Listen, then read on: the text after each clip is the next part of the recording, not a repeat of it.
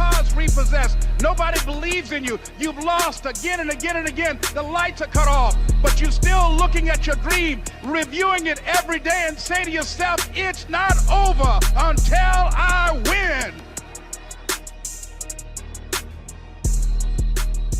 What's up, everybody? You already know it's your boy Duncan Dunk, Licky Leak. You know what I'm saying? Chubbs, whatever you want to call me. Here with the Extra Yard episode 2 with my dog, Coach West. We got our steam wheeler drip on today, right? Because Season's Thursday? approaching. Yeah, we start camp. Thursday is when we start camp. Yeah.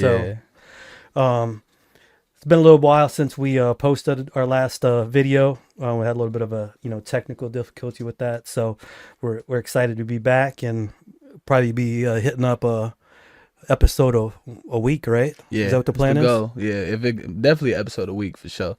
And then more, if once we get all these different guests and all these different people for sure. So what have you been up to, man? You've been traveling quite a bit? Yeah, I actually was gone for a little bit, paying trains. I was up in New York, upstate New York, close to Rochester, paying trains and stuff like that. So and you're back now, finally. Yeah, I'm back. No more traveling? Yeah, when we get in the season, you know what I'm saying? But no more traveling. I do got some trips planned. Some getaway trips for sure. But no more painting trains in New York? No, not yet. No, not nothing yet. But man, I'm telling you what, man, you're looking really good. You're looking really good. You sent me that picture this morning, and I was like, man, 6 months ago, you were close to 3 bills. Is that what I was? I announced it. Yeah, I was like 3 bills for sure. Yeah. So I think our producer, he's gonna show with the great technology that we have to be able to hit it up here real quick. Yeah. We're gonna see a before and after. Definitely. Of Dunky Dunk there. Yeah. But congratulations, man. I'm really looking forward to For seeing sure. what this season's gonna bring. This 215 pounds of twisted steel and sex appeal. You know what I'm saying? I love it, man. I love it. Hey, before we go too further, our first episode we touched on your life insurance business just a little bit. I really want to give you an opportunity to speak to that real quick because it's very important. Yeah, for sure. So just touch on that a little bit. I would just say, I got into the life insurance business just because my community is not really harped on because of, people don't really know the importance or how to use it or anything like that. And a lot of people feel like a lot of people probably got scammed. They look at it. But I did it just because to help my people, to educate, the black community and stuff like that, to tell them it's a lot of GoFundMes, and a lot of people I know growing up had a lot of GoFundMe. So obviously I can't impact everybody, but people just don't know the difference. And the way I come about it is, a lot of people come at people about, oh, this is a price and stuff like that. So my sales tactic, right, is just, obviously I don't know your financial situation, right? So with me not knowing your financial situation, I just go within your budget. So if your budget is only this, you can't get mad at me if that's the only thing that you can afford. The only thing we're going to do is, okay, you can afford that. We're going to maximize that right there with whatever you can afford and then make it happen like that. Mm-hmm. So that's been very successful for me. So people don't understand, they need to get into it. So I feel like if you're listening to this and you really don't know about life insurance, you can just contact me or you can contact us on this, the Instagram page or TikTok, whatever. YouTube, on everything that we own, and then obviously I'll get back to you and we can definitely talk about it. I'm licensed in about 17 states, so nice, definitely good. Is the primary product you offering like a term life insurance? Term, policy? Whole life, IULs, Index Universal Life. Nice. Try to do everything, whatever the person feel like their need. If they want money back or they just want something to protect, mortgage or anything like that. Yeah, for sure. I mean, a lot of people, people when you're young, you don't really think I don't need life insurance and stuff, but and as you get older, you think more about that. It's more about thinking about others, than thinking of yourself. It's like if something were to happen to me, I wouldn't want my son to have to absorb all the costs. People don't realize, you probably know a little bit more about this, the average funeral cost. Yeah, about almost close to 15 racks. Man, sure. I would not want my son to, or daughter have to face that cost. But a lot of people don't know that, you know what I'm saying? And they don't know the education on that. And also people feel like because they have a job, that job insurance, that's a group insurance. Once you leave that job, it's gone. You think all the people that ever died that worked at Walmart that had that passed away and that had GoFundMes, you think Walmart paid that out? No, that's why they had a GoFundMe. No disrespect, but people just need to understand, all right, this is what we can do. But then again, people don't trust people, or people don't want to trust people, or some people don't want to learn about it, or some people just don't know how to learn about it. So you just got to be that right person, and take the right person to know the right person. So that's how it is. So hope our listeners and our viewers, hit up Dunk, and inquire on a life insurance policy to make sure he's takes care of you. Yeah, for sure. So we actually got a special guest today. Unfortunately, he's not going to be able to sit in, with us, but he's actually out in the other room. Who is it? Hey man, this is Coach Larry Hendricks, man. He's the defensive coordinator for Quad City Steamrollers this year. He had the number 2 defense the past season, man. Great guy. I played for him in 2019. He got that energy, energy that people need, man. Just passion. And I wouldn't even say like it's just straight passion. You can't find it nowhere. I learned, so much from him when he was here in, 2019. It was funny. Yeah. Because when we played the national championship year, when we were in Frisco. Yeah. He a true Dallas boy. He real. You feel me? I had his call sheet, that he shared with me, and that the cool thing about Larry, he's willing to share anything with you, sure. Share the knowledge and whatever. So I'm carrying this laminated sheet around. The first thing Larry says to me when we're in Frisco, he's like, "I'm glad I made a good impression on you, Wes. I see you're using my call sheet." I said, "Hey, man, if it's not broke, don't fix it." Don't fix it. And he was actually on the sideline. He was like saying, like, "Do this, do this, do this." So he was coaching us up for real on that sideline. So and last year was a testament in Tucson. Look at them. Yeah, like I said, they had a number 2 ranked defense. So we're blessed. We're blessed to have him back, and I can't wait. His debut March 22nd, baby. To get him, in here, or maybe we'll do it somewhere else. We'll find some accommodations or whatever. He'll be here. We're definitely getting Coach Hendricks in here. Speaking of that, Tucson, where he came from last year. Yeah. They just hired, Billy back, and now Rayshawn Kaiser, coming from, is it Omaha Beef, right? Yep. Kaiser is from Cleveland. Right. I just learned that, and that's crazy. I seen something. I'm like, "You from Cleveland?" He's like, "Yeah, that's crazy." And he one of the greatest AFL players ever. Like DBs for sure. I mean, they won a national championship in the CIF last year with Omaha. Oh yeah, and he won when he was at Mass. He was at Mass, right? I mean, so. Sure. Man, I'm a coach's guy. I mean, to me, that's a powerhouse coaching staff. There. We're all professionals. We all look up to each other. We all feed off of each other. In our own ways. There's never any bad blood. And I'm telling you what, something special is going to be happening in Tucson. They got some. They got some talent for sure, Coach. Yeah. They got one of the guys that I know personally from Cleveland. He actually just signed, played quarterback named Malik Mitchell. He played for Ferris State, and he won the national championship for Ferris State recently. Oh, he's a slinger, left-handed guy. You know what I'm saying? They got some guys, and Coach Billy, he throws some things at you. We went against him. You know what I'm saying? Coach. He throws some things at you, how you thinking. So it's gonna be in the West over there is different than the East. I look at it like the NFL. Like the East is more like the AFC type vibe, and then the West is like the NFC. Like they gonna score over there. It's gonna be some high scoring games. But over here we get physical in the East. You know what I'm saying? So it's different. That's the difference for sure. But I'm looking forward to. I'm looking forward to seeing what they got. The Gunslingers too are new. Yeah. To the West. So I mean, it's this. It's going to be kicking off here. In March 16th. 2 weeks. March 16th. Yeah, 22nd for us, but 16th I think for the Rattlers and Mass and Northern Arizona. We'll talk about that in a little bit. But I didn't realize how many viewers and followers we've had. We got over the course of the last 3 or 4 weeks and stuff when we first started up this podcast. And I saw some comments, and for whatever reason y'all want to know a little bit about me. This is for me, this is more about the players, and certainly when we get some other coaches on there, honestly I don't like to talk about myself, so, but I guess I'm gonna answer some questions for you. For sure. Everybody, they call you the Mexican Steve Harvey. Oh, what I'm saying? Here we go. So wait a minute. I got to give a plug. I get a free plug real quick because everyone's going to look at me and what I'm drinking. Fit Miss Energy. It's by Muscle Farm. So hit me up, Muscle Farm. This is the only free one right here. This is the free one, for sure. Keeping me energized. Hey, y'all heard him here first. Hey, shout out to No Cap, man. They sponsor me for us, my sister brand. They show me love. I got about 5 hats right now, so she gonna. You gotta give me one of those. By the way, we gonna work on you for sure. We gotta step your swag up a little bit more, but you good. But I don't like strap hats, man. I gotta get. But you good. We gonna get you right, man. All right. So we talked about me, episode 1. Now it's time, before we get into all the other different things and all the other episodes. Now it's time to talk about you, Coach. So, where are you from?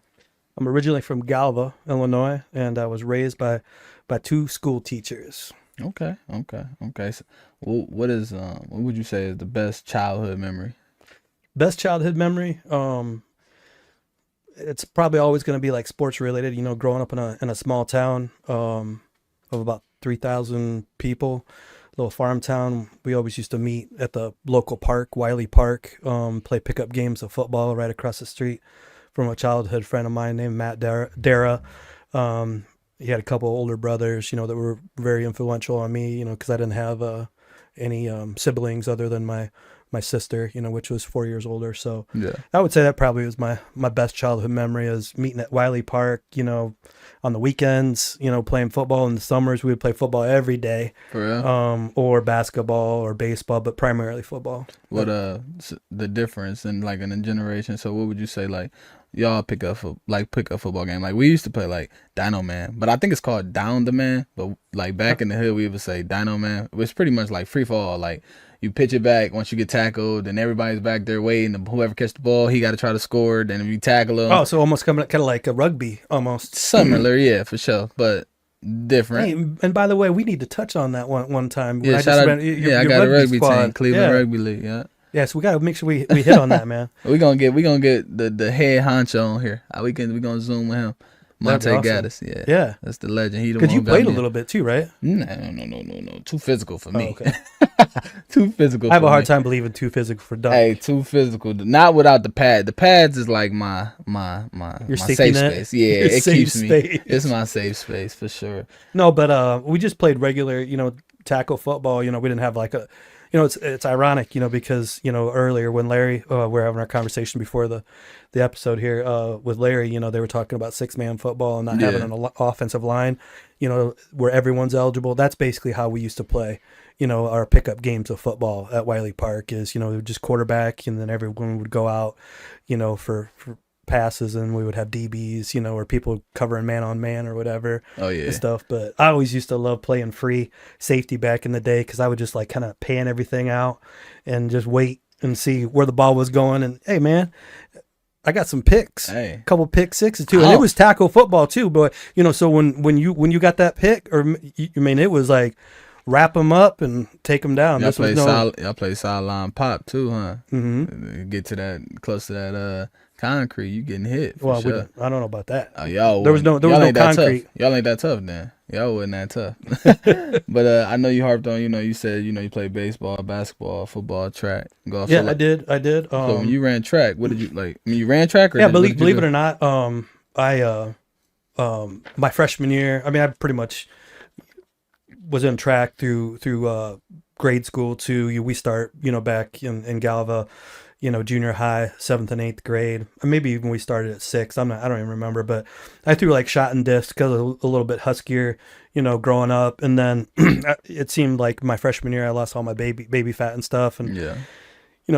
Strangely enough, my races were the mile and 2 mile. So I was like a long distance runner.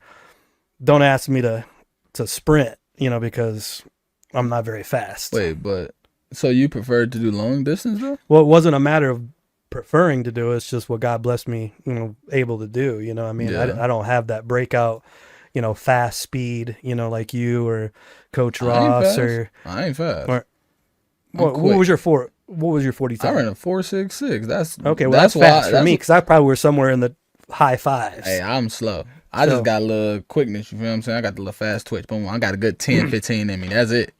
And I'm gone. I'm tucked like a dress for shirt. whatever reason, I was just always able to just like maintain like a high speed, for a long distance, a period of time. Now, I don't want to say like burst speed, like, 4.25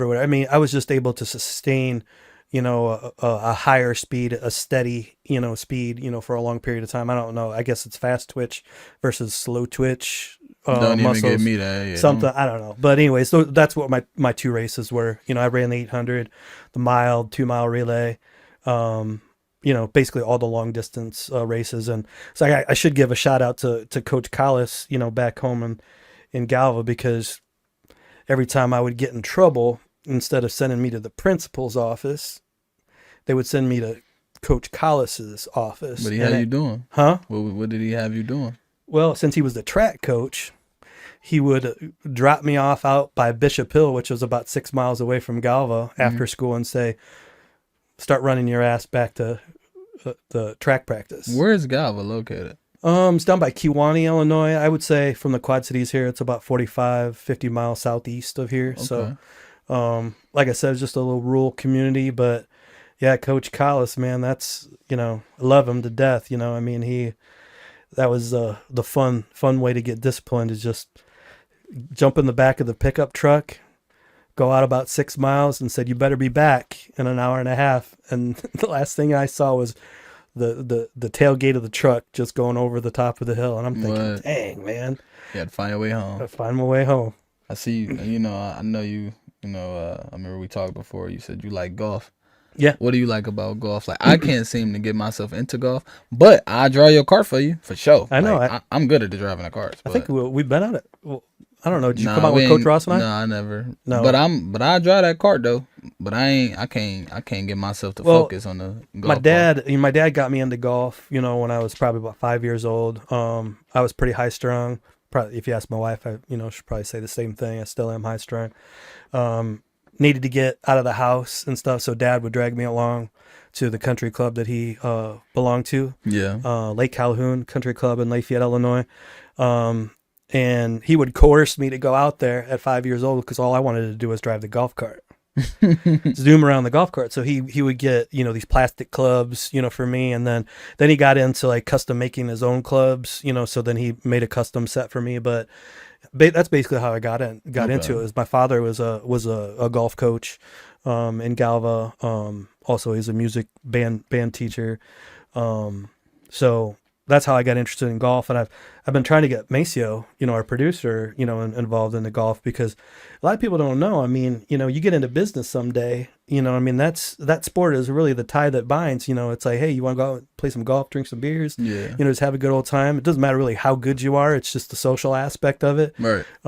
That's how a lot of people get into it. A lot of deals get done, on a golf course and stuff, so. And then also, it kind of feeds that competitiveness, like when Coach Ross and I go out and golf, we're always talking shit, back and forth, and stuff. Yeah. And he knows he's only beat me a couple times. He knows who the better golfer is. Well, Coach Ross, if you're watching this, Coach West think he got you a couple times. So. Oh, he knows. So, he knows. Coach, where did you go to college at? St. Ambrose. Where is that located? It's in Davenport, Iowa. Okay. For the viewers in who the don't Quad know. Cities, yeah. Okay. Davenport. Yeah, I remember I came to a game. Yeah, our DB from last year was that from St. Ambrose. Cornerback. Yeah. Vince Shaw. Yeah. My boy V. And he actually coaches there too. Yeah, shout out to my boy Vince Shaw, man. Yeah, good dude. If y'all got some players, send them to me, because I'm going to send it to my boy V, Coach V. Yeah, but he's coaching over there. I got to see him this last year. Our JV teams played each other. Augustana, since I coached there, okay. And we played at Ambrose. We beat them the first time. We actually call it the Super Bowl of the Quad Cities. When our two JV squads face each other, they're NAIA. We're obviously at NCAA Division III. Yeah. But whenever we play, it's always the Super Bowl. So we beat them the first time, and then we went over to their house, and they edged us out. But it was nice seeing Vince, over there, and got to give him a big hug and stuff. I miss him, man. He's a good dude. I'm glad that he's doing good.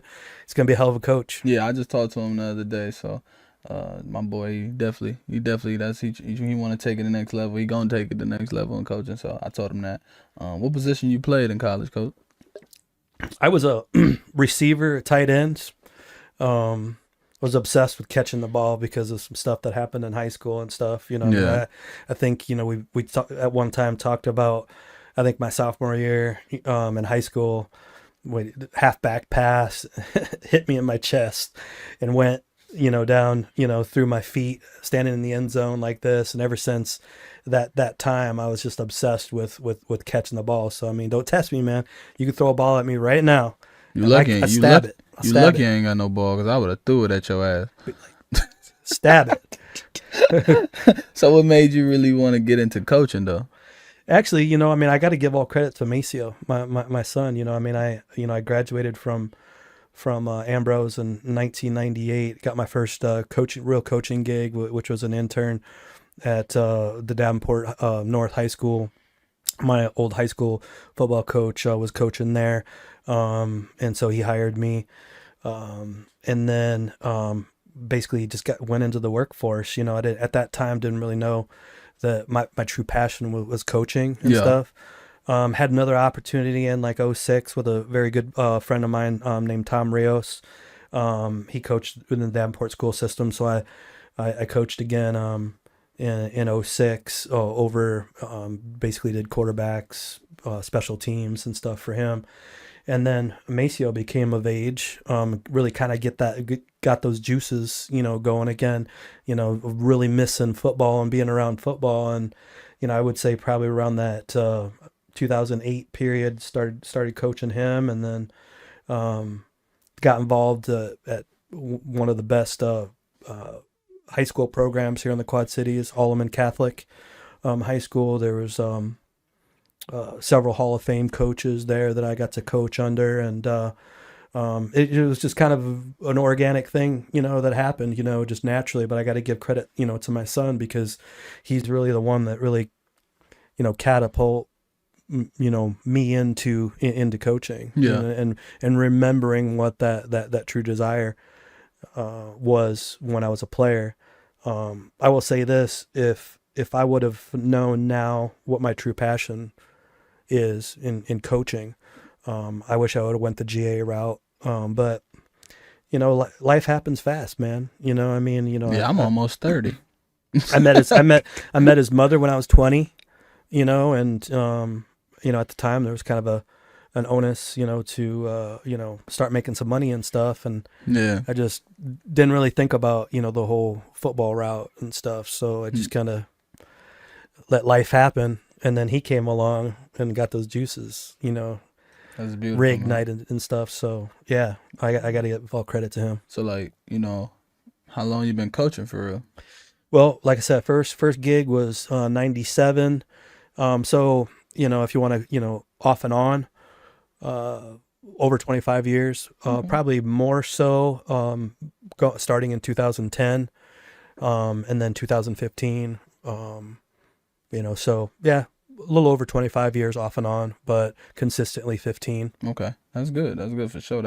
You just got a lot of experience for real. Mm-hmm. You know what I'm saying? Experience matter. That's big time. And you're still willing to grow and learn. Oh, that's the man. best I mean, thing. that's one thing about this job, man, is I think the glass is always, was it half empty or half full? There's always that you're never gonna, for me, I feel like I'm never gonna know enough. I'm never gonna, I'm always gonna want to know like what Larry knows, or what Coach Ross knows, or any of them, any mentors. The other thing too, uniquely about me, is I really feel that players, you learn a lot from your players as well, so I mean, it's endless. This profession is endless when it comes to what you can learn. For sure. I mean, speaking about players, what top 3 characteristics you look for in players? Obviously, you know what I'm saying, you coach college, you coach the professional level as well, professional arena, and like I said, you coach college, you coach high school too as well before. What, obviously the 3 different type of levels, different kind of players, age groups totally different, obviously. What top 3 characteristics you look for in players? Humility is number 1.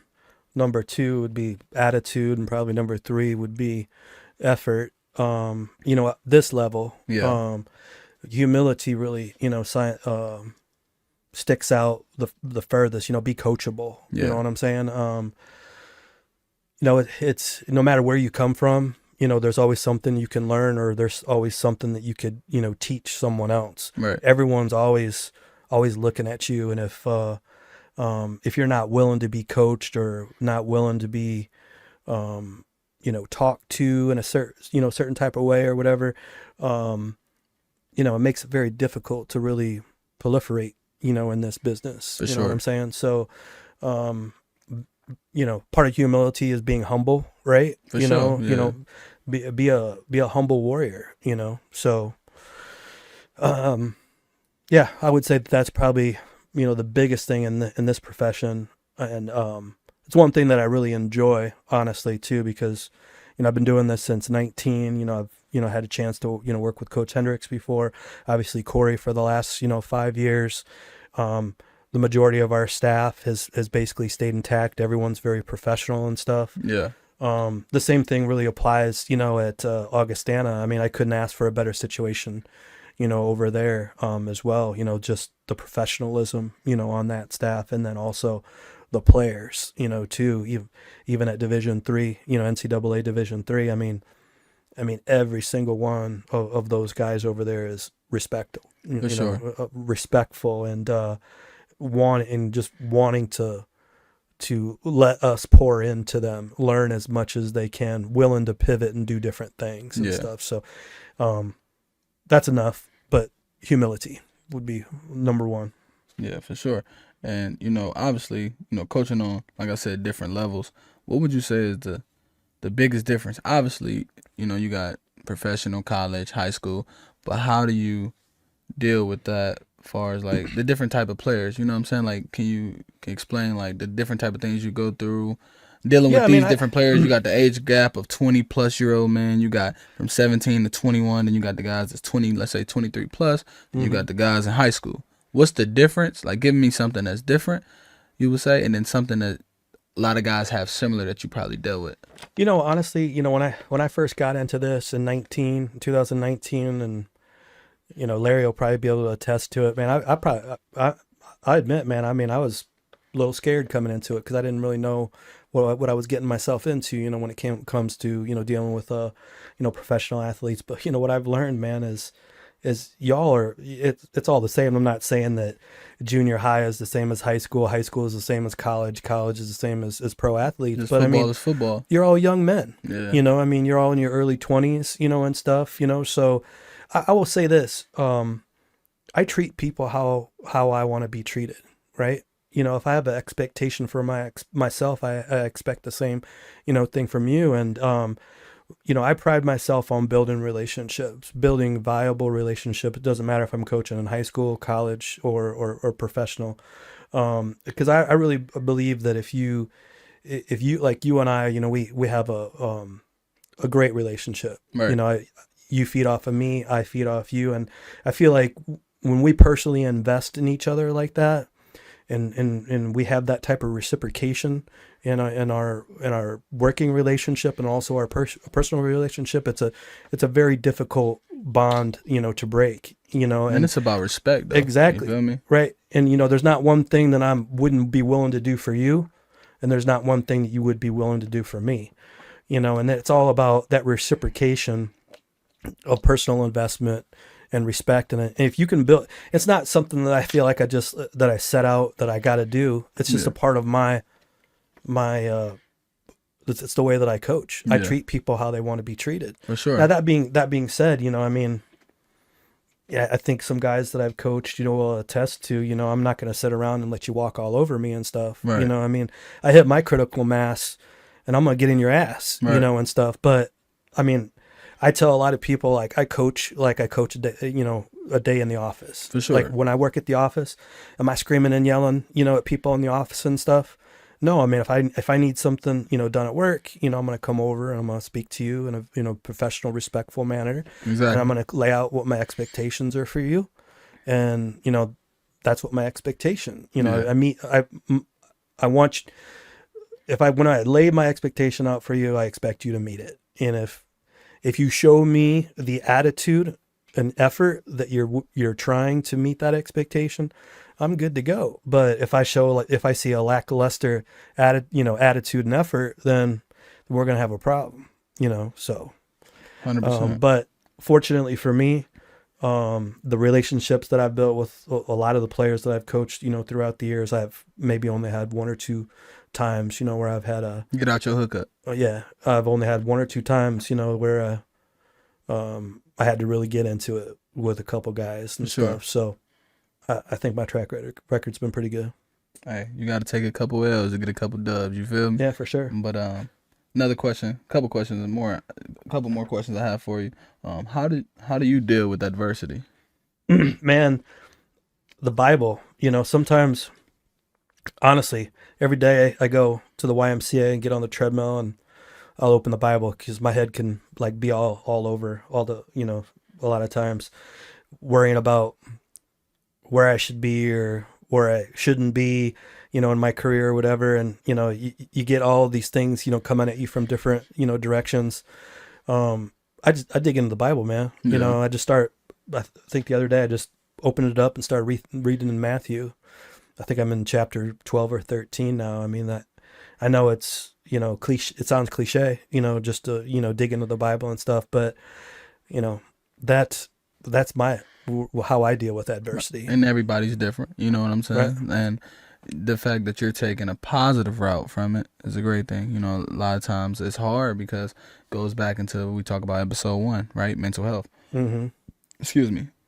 Different people who might go through adversity might feel it's okay to do drugs or do this or do that. So the fact that you're taking a positive route shows that, obviously you feel good about yourself, but I can defend people who are in dark places that with adversity. Sometimes I might not feel like I can go to the Bible at the time, or I might not feel like I can talk to somebody, right? So what would you tell a person who have those hard times to,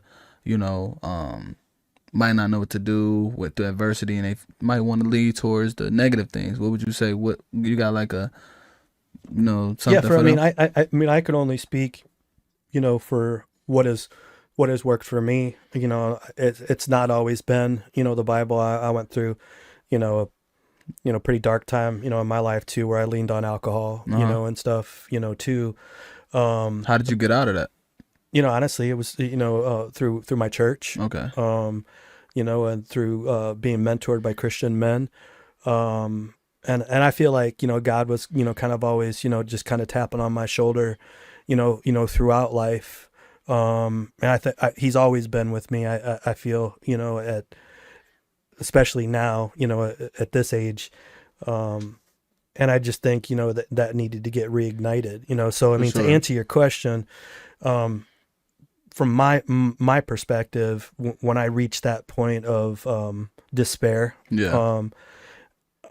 I just get back to the basics, of digging into my Bible. I mean, Yeah. And that's just what you felt that's helped you and worked for you. Yeah. I mean, because it's like I'm not just opening it, and then, it's going to go to like, some specific verse. It's just, you just say, what, you just lock it in, in the morning.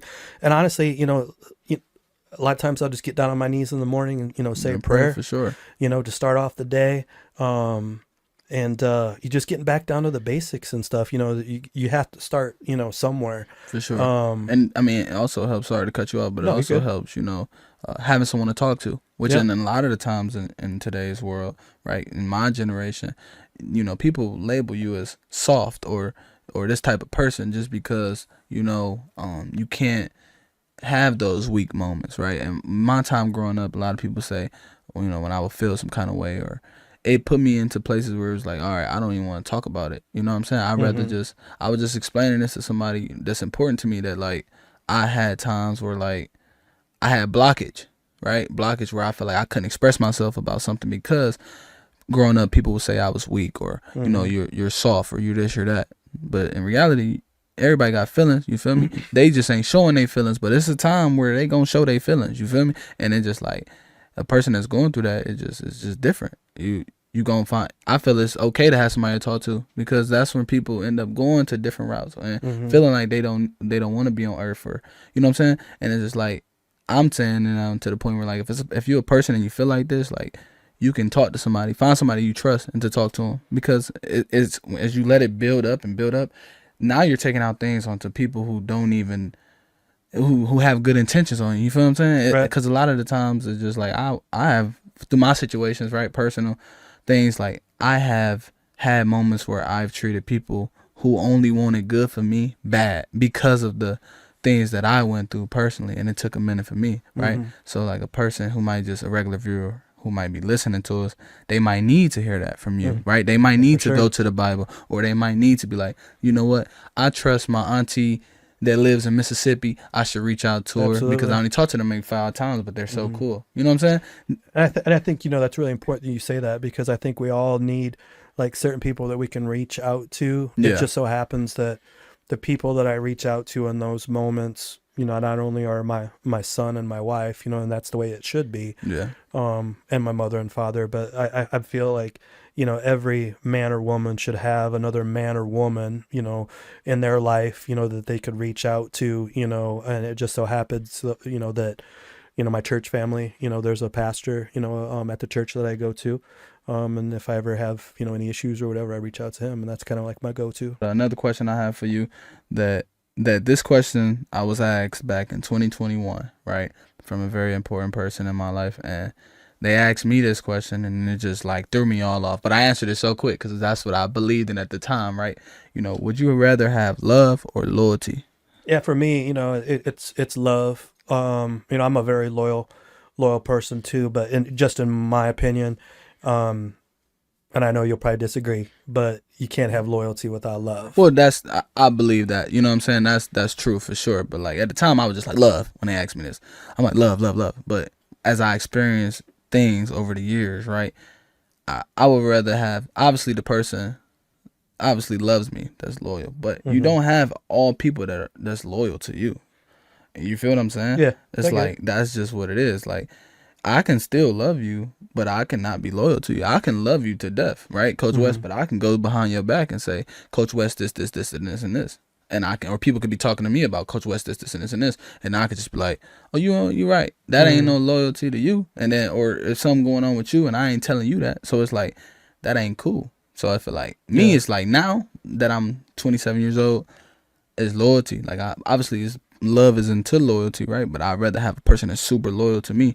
But back then it was just like love, love, love, love, love. I really ain't, you know what I'm saying? I'm thinking, oh yeah, if they love me, they gonna be loyal to me. No, because it's people who love you. They ain't gonna be. Some people might not be loyal to you. You know what I'm saying? Yeah, I mean, I get it. Yeah, for me, it's just, love overcomes, all. And I know we may, have different opinions, and stuff. But I mean, I loyalty is a close second. It's different, Yeah, for sure. And that's just your personal. And then obviously the viewers, if you're watching this, obviously comment. What do you feel? Do you feel like, would you rather have somebody love, have love for you, or be very loyal? And just, if you can, just explain why, the difference that you feel on that topic. Well, I appreciate, asking me all those questions. There's a few more things I wanted to discuss, for this episode. Some of the new leagues and teams that are popping up. We got the AFL that's coming back, this year. And then I just saw the Arena League. One of the things, that popped up in my news feed was about the Iowa Woo and Mook Zimmerman, from Mass. He's D-line coach at Mass last year, and he's going to be the head coach, out in for the Iowa Woo and Waterloo. What do you think about all these, indoor leagues? You kind of feel like it's watering down, indoor football? No, I feel like we all should just be one, right? Or just two leagues.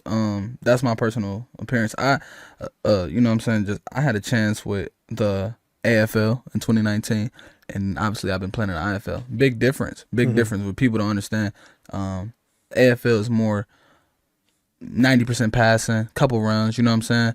And it's just different, right? You got the linebacker who only can go laterally at 5 yards. You got the guy who can blitz, you know what I'm saying? It's predominantly passing. Now, my experience in IFL, this is my personal, this is my personal feel that the IFL it works better for me. It translate more to the outdoor game from where I came from college football, from the Steelers, all that stuff.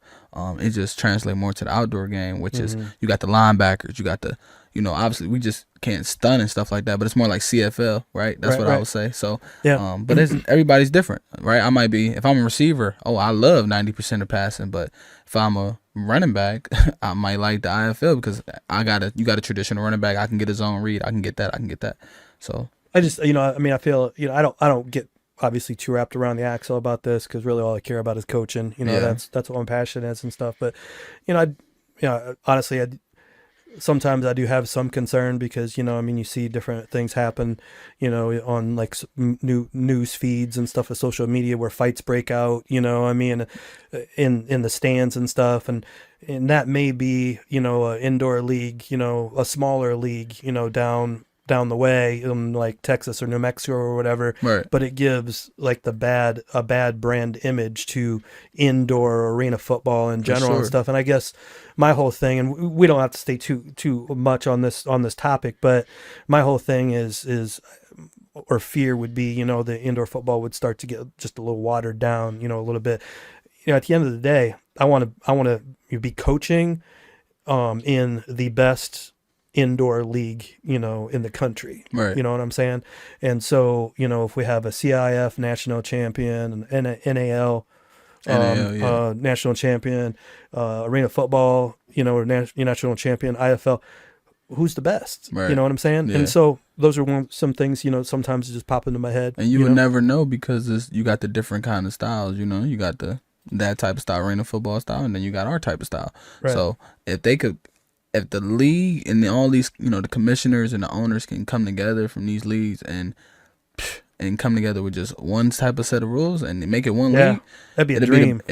You'll have 40 teams, 30 teams, and instead of, you know, us playing somebody 3 times, you might play the same team once. You feel me? And then now you're traveling across the world to play these different teams. Now you traveling to get around the world. You playing football. Like, I mean, it gets no better than that. It basically would become what, you know, the National Football League and the American Football League did, you know, back in the day. And that's, you know, they would have, you know, 20 some teams or 16 teams on each side or whatever, and they bang it out, cover, you know, north, south, east, west, you know, and stuff. We're gonna get it in eventually for sure. what I would hope that it, you know, would come to at some point. But, you know, when we get Larry on, Coach Hendricks on, you know, he's definitely more of a subject matter expert. Yeah, he gonna break it down for everybody so they know what's going on. That's probably gonna be like a 2-episode thing. You know? Nah, I told him he gonna come on like Cat Williams. He gonna let the truth be free for real. So, we wanted to talk matchups, you know, real quick, before we closed. Week 1, we got the Arizona Rattlers, Kevin Guy. I don't know what year he's in with his coaching career. I got to meet him for the first time last year. I just walked up to him on the field when they came in town. I'm like, hey, man, it's nice to meet you, you know what I mean? Because, I mean, shoot, he's been coaching a long time, you know what I mean? Sure. And then you got Les Moss, right? Still at Northern Arizona. Yeah. What do you think about that matchup? It's gonna be a good one. Right? Yeah, I feel like AZ with Dalton Sneed at quarterback, coming off the national championship, winning the national championship and winning MVP in the national championship.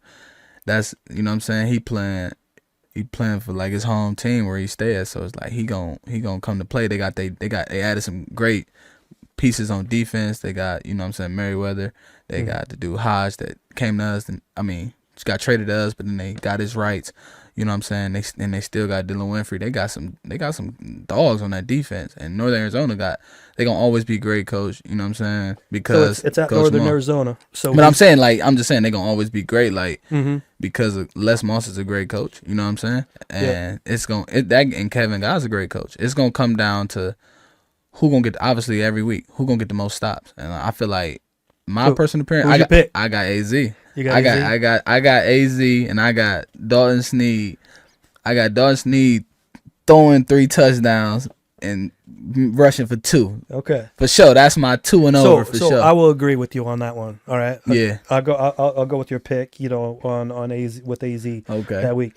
Then the next game we got is my guy Rob Miller from Bismarck. Coach Miller, He's for sure. Head coach of Mass. You know, so I mean I saw that, I was like, man, that's awesome. That's a blessing for him for sure. Like, and then he Mark Stout is out there. Mad respect for both those coaches. Facing Green Bay in Green Bay. Corey Roberson's back for, I don't know, he's at least his fifth year. Something like that, for sure. And Coach Roberson's a good guy too, you know. So I mean, we really got some great coaches in this league. Yeah, for sure. Yeah. So I mean, what do you think? What do you think here? Mass and Green Bay. You want me to go first? Yeah, you go first. Hey, you know, I don't know. I actually got online and I saw that Benefield signed, so he's back. I don't know too many other players aside from like Benefield, but I'm just gonna just keep it personal here, man. I mean, I'm going for Green Mass. Bay? I'm going for Mass. Okay. I mean, I coached with Rob Miller, in Yeah. Bismarck, in that capacity and quality control in 2020 when Coach Ross went out there and stuff. Yeah. So, I mean, I'm not gonna be a fan of Mass, but I'm a fan of Rob Miller and Mark Stout. For sure. Hey, Corey Roberson, don't take that the wrong way. No, and Coach Roberson, one thing I say about him playing against him these last couple of years, his defense is always great. You know what I'm saying? He does a great job. Big cover 2 guy. Yeah, his DBs get picks, right? Yeah. And his offense, great OC too. So that it's gonna be different. He just got new players on offense, so I would love to. I'm loving to see who exactly gonna step up on the offense.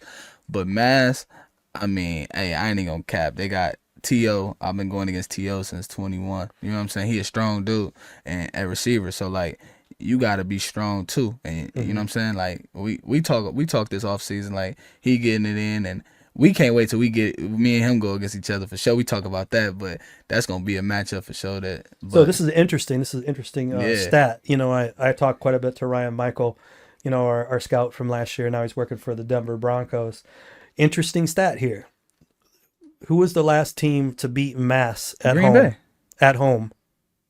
Oh, at home? I don't know. It was us in the playoffs. For real, they went undefeated at home. Yep. Oh, they did just go undefeated this past, but it's hard to play Mass at home. Right. But I personally think though, like I said, they got T.O., they got the dude Zico back, and then Benefield, and they got Jimmy Robinson back, the running back. Oh yeah. So they got some. They got a squad, man. They got some scores. It's gonna be some good football. This I got year. Mass beating Green Bay by 14 plus for sure. Like for sure, I'm taking that. That's my pick for sure. I got Mass. I'm taking Green Bay plus 21 if I was somebody else, but I'm taking Mass beating them by 14 plus. All right. Yeah, I'm not gonna go that far. I got Mass. But I like your prediction. So sure. Let's close this up. Well, before we close it up, yeah, I like your haircut, man. I meant to tell you that. Who cut you up? Ace of Fades in Rock Island. My guy that I used to coach, Anthony Rangel, was a cornerback, for me at Alleman Catholic, and then he transferred over to UT. He cut me up. I got to also give a shout out to my barber, Dan Guerrero at Dan's Barbershop. Yeah. Like, as I was telling you before, we started this, he had an accident with a snowblower and stuff. So we're praying for him. To hear that for sure. And, definitely praying for him. he's been cutting my hair for 20 years, but I wanted to give him a little bit of a break. So I saw Anthony was posting some cool stuff on his website, Ace of Fades, on Facebook. So I thought I'd give him a shot. And, I think he hooked me up, and come to find out, you get your hair cut at Ace of Fades too, right? Don't worry about where I get my cuts at. You ain't about to steal my barber or my people, so you cool. You do your one too. You ain't about to do that. But no, man. But that that's a free shout out. That's the first one. Just like free shout out. Just like Muscle Farm and this Fitness. Hit me up, Ace of Fades. Hey, all right. And Dan, we'll be talking. For sure. Hey, man, as we close out these episodes, just want to say we got some future guests coming up. On the future episodes, we got current NFL players, previous NFL players, obviously Quad City Steamwheeler players, and then opposing teams, and not even opposing teams, players from the IFL all around. We just want to thank everybody, all the subscribers, everybody. It just means the world. This is only the start of something great, the extra yard. Please post questions that y'all might want us to talk about. People, if you want to get interviewed, we do. We're going to be doing Zoom interviews as well for people. So if you feel like you want to get your business out there, you want to talk about your story, just DM the page and we can get it going. And then also, man, just topics that y'all want to hear. It's not just about sports. It's about life. It's about anything that you're going through, anything that we're going through. We all are, go through our own problems. We all have different stories of successful ways. So we definitely can hit that, man. But I appreciate y'all. This is your boy Dunky Dunk once again, putting live. You already know it, my boy Coach West, and you know the vibes. Hey, episode 2, we out.